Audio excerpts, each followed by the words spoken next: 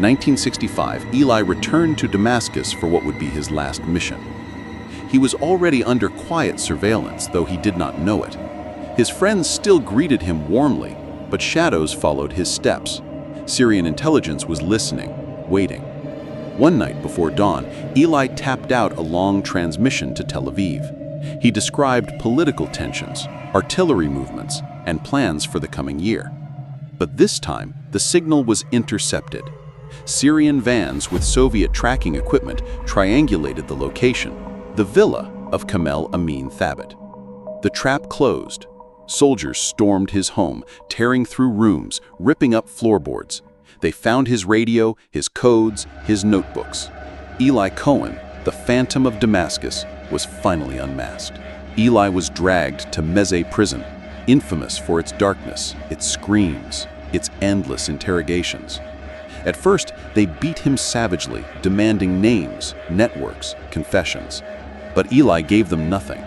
He admitted only that he was an Israeli spy, that he had acted alone, and that no one else should be blamed. For months he was held, sometimes in chains, sometimes in silence. His body weakened, but his will remained iron. He asked for books, for paper, for moments of prayer. In Tel Aviv, panic spread. Mossad tried to negotiate, to ransom, to bargain through third parties, but Syria, humiliated by how deeply they had been infiltrated, refused. They wanted a spectacle, not a compromise. When the news reached Israel, Nadia's world collapsed.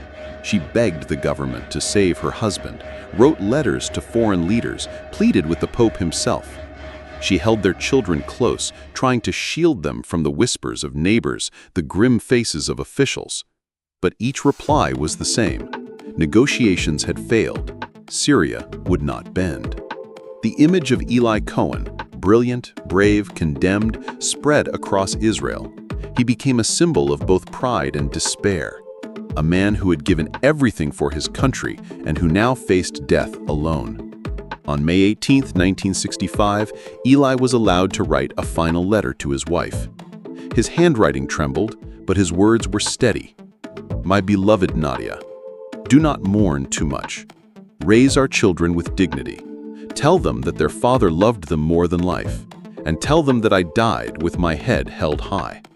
The next morning, before dawn, he was led from his cell. Damascus was silent. Soldiers marched him to Marjah Square, where gallows stood waiting. Crowds gathered, some cheering, some weeping. Loudspeakers blared accusations of treason, espionage,